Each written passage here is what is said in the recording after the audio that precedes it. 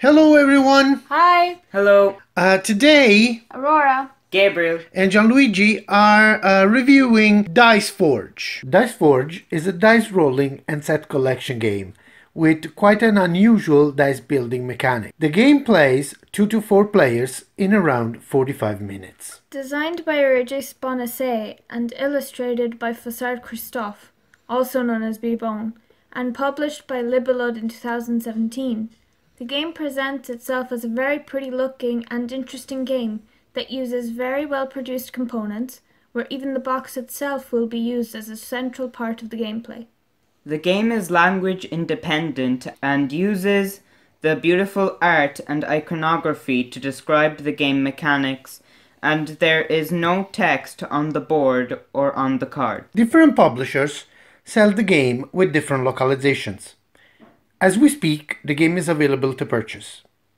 Check the show notes below where you may find a link for the game in your language. By using the link below, you will access our Amazon affiliate links to help our channel without paying any additional money. Thank you. In this game, your hero has been chosen to take part in a tournament. Each hero will strive to defeat their fellow mortal heroes in order to become a demigod. The box and the inserts are high quality along with the other components. The cardboard of the board, the tokens, and the box is resistant and durable, and the same can be said about the cards. The dice and the plastic dice tiles are again very sturdy and of great quality. The insert is state-of-the-art, helping to have everything in place and organized. It's useful especially during setup and even during gameplay. The rulebook is extremely short, so the game can be learned in less than 15 or 20 minutes, as there are also numerous illustrations and examples. Although the content of the rulebook is well written and the layout is functional and nice to look at, the rulebook is not a book at all, but a fold page which, when unfolded, is too large and it may be confusing and a bit annoying to consult when the game is on the table. Fortunately, the game comes with a Hero Aid book which explains the iconography, reminds about the player turn, and gives a text explanation of the cards. During setup, everyone starts the game with a hero inventory board. Each player can choose a color between blue, green, black, and orange, and then take its 5 cubes and a pawn of corresponding color, and 2 divine dice, 1 light core die, and 1 dark core die. The islands board is unfolded facing the box at the entrance of the temple. Each player puts his or her pawn on the appropriate starting portal space in the middle of the island board, and the first player gains the first player token. Each colored cube is placed on the 5 reserves of the hero inventory board on the 0 spot. The first player starts with 3 gold, the second with 2 gold, the third with 1 gold, and the fourth with no gold. The round tracker is placed on the round 1 space on the board. In a 3-player game, 10 rounds will be played, while in a 2 or 4-player game, 9 rounds will be played. At this time, players choose which cards they would like to play with between simple and advanced cards.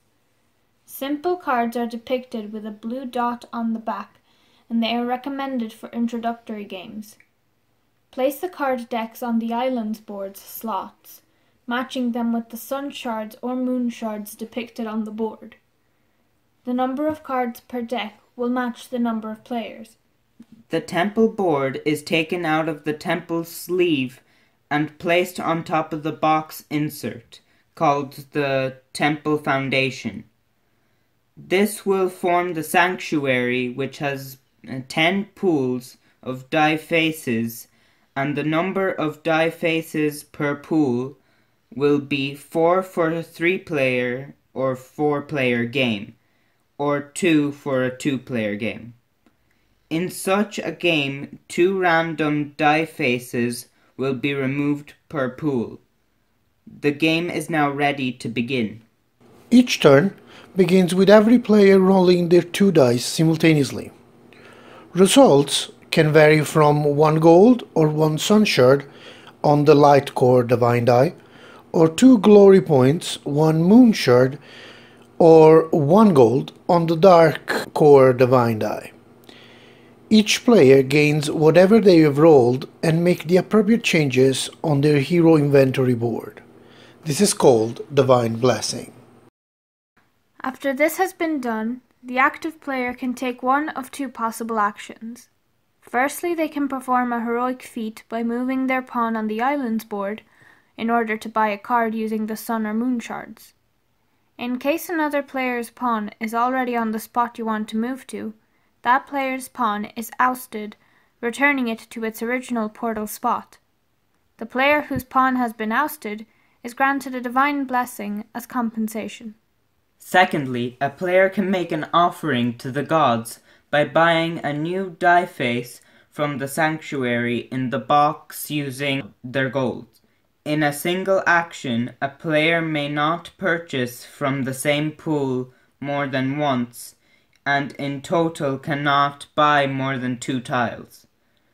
After a player buys these tiles, they must remove the corresponding number of existing tiles of their choice from their dice and replace them with the newly purchased ones, thus forging a new divine die. As we've already said, a player may only perform 1 action in their turn. However, in order to perform an additional action, they can spend 2 sun shards from their hero inventory board. After a player has completed their action, the next player in a clockwise order becomes the active player, and all players roll again.